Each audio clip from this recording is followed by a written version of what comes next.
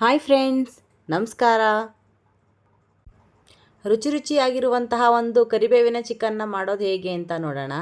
ಮೊದಲಿಗೆ ಕಡಾಯಿನ ಬಿಸಿ ಆಗೋದಕ್ಕಿಟ್ಟಿದ್ದೀನಿ. ಬಿಸಿಯಾದ ನಂತರ ಅರ್ಧ ಕಪ್ಪಷ್ಟು ಕರಿಬೇವಿನ ಸೊಪ್ಪನ್ನು ಹಾಕ್ಕೊಂಡಿದ್ದೀನಿ. ಕರಿಬೇವು ಸೊಪ್ಪು ಚೆನ್ನಾಗಿ ಫ್ರೈ ಆಗಬೇಕು. ಗರಿ ಗರಿ ಆಗೋ ತನಕ ಚೆನ್ನಾಗಿ ಇದನ್ನು ಹುರ್ಕೊಳ್ಳೋಣ. ನಾನಿಲ್ಲಿ ಎಣ್ಣೆ ಯೂಸ್ ಮಾಡಿಲ್ಲ, ಡ್ರೈ ರೋಸ್ಟ್ ಥರ ಮಾಡ್ಕೊತಿದ್ದೀನಿ. ಕರಿಬೇವಿನ ಸೊಪ್ಪು ಎಲ್ಲ ಡ್ರೈ ಆದ ನಂತರ 1 ಸ್ಪೂನಷ್ಟು ಕಾಳುಮೆಣಸು, ಅರ್ಧ ಸ್ಪೂನಷ್ಟು ಸೋಂಪು, ಅರ್ಧ ಸ್ಪೂನಷ್ಟು ಜೀರಿಗೆ ಇದಿಷ್ಟನ್ನು ಹಾಕಿ ಚೆನ್ನಾಗಿ ಫ್ರೈ ಮಾಡೋಣ. ಇದೆಲ್ಲ ಚೆನ್ನಾಗಿ ಘಮ ಬರಬೇಕು, ಅಲ್ಲಿ ತನಕ ಚೆನ್ನಾಗಿ ಹುರ್ಕೊಳ್ಳೋಣ. ಈ ರೀತಿಯಾದಂತಹ ಒಂದು ಚಿಕನ್ನ ಮಾಡಿ ನೋಡಿ, ತುಂಬ ರುಚಿಯಾಗಿರುತ್ತೆ. ಆರೋಗ್ಯಕ್ಕೂ ಕೂಡ ಕರಿಬೇವಿನ ಸೊಪ್ಪು ತುಂಬ ಒಳ್ಳೆಯದು. ಇದನ್ನೆಲ್ಲ ಚೆನ್ನಾಗಿ ಫ್ರೈ ಮಾಡ್ಕೊಳ್ಳೋಣ. ಇದಿಷ್ಟು ಫ್ರೈ ಆಗಿದ್ದು ಸಾಕು. ತಣ್ಣಗಾಗೋದಕ್ಕೆ ಒಂದು ಪ್ಲೇಟ್ಗೆ ತೆಗೆದಿಟ್ಕೊತೀನಿ. ಇದೆಲ್ಲ ತಣ್ಣಗಾದ ನಂತರ ಮಿಕ್ಸಿಯಲ್ಲಿ ಪೌಡರ್ ಮಾಡಿ ಇಟ್ಕೊಂಡಿದ್ದೀನಿ. ನಂತರ ಅದೇ ಕಡಾಯಿನ ಇಟ್ಕೊಂಡಿದ್ದೀನಿ.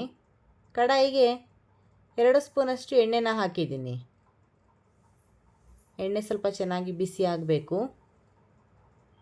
ನಂತರ ಒಂದು ದೊಡ್ಡ ಗಾತ್ರದ ಈರುಳ್ಳಿಯನ್ನು ಸಣ್ಣದಾಗಿ ಕಟ್ ಮಾಡಿ ಇಟ್ಟಿದ್ದೀನಿ, ಅದನ್ನು ಹಾಕಿದ್ದೀನಿ. ಈರುಳ್ಳಿ ಹೊಂಬಣ್ಣ ಬರಬೇಕು, ಅಲ್ಲಿ ತನಕ ಸ್ವಲ್ಪ ಚೆನ್ನಾಗಿ ಫ್ರೈ ಮಾಡೋಣ. ಈರುಳ್ಳಿ ಎಲ್ಲ ಸ್ವಲ್ಪ ಚೆನ್ನಾಗಿ ಟ್ರಾನ್ಸ್ಪರೆಂಟ್ ಆಗಬೇಕು. ನಾನಿಲ್ಲಿ ಅರ್ಧ kg ಚಿಕನ್ನ ತೊಗೊಂಡಿರೋದ್ರಿಂದ ನಾನು 1 ಈರುಳ್ಳಿನ ಹಾಕ್ಕೊಂಡಿದ್ದೀನಿ.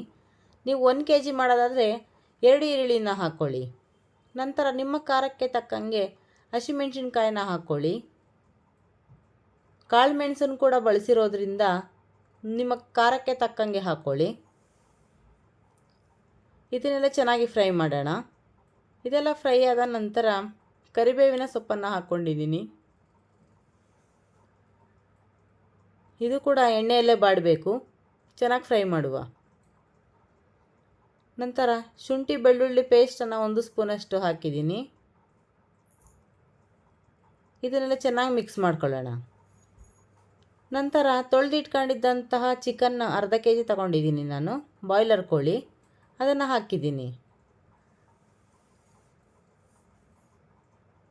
2ರಿಂದ 3 ಬಾರಿ ಚೆನ್ನಾಗಿ ತೊಳೆದು ಹಾಕ್ಕೊಂಡಿದ್ದೀನಿ.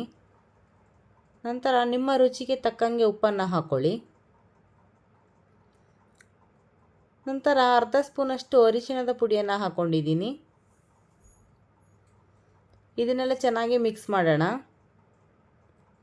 ಎಣ್ಣೆ ಅಂಶ ಎಲ್ಲ ಬಿಡಬೇಕು. ನೀರಿನ ಅಂಶ ಬಿಟ್ಟು ಎಣ್ಣೆ ಅಂಶ ಬಿಡೋ ತನಕ ಚೆನ್ನಾಗಿ ಹುರಿಯೋಣ. ನೋಡಿ ಯಾವ ರೀತಿಯಾಗಿ ನೀರಿನ ಅಂಶ ಬಿಟ್ಟಿದೆ. ಇದೆಲ್ಲ ಸ್ವಲ್ಪ ಚೆನ್ನಾಗಿ ಡ್ರೈ ಆಗಬೇಕು, ಅಲ್ಲಿ ತನಕ ಸ್ವಲ್ಪ ಚೆನ್ನಾಗಿ ಹುರ್ಕೊಳ್ಳೋಣ.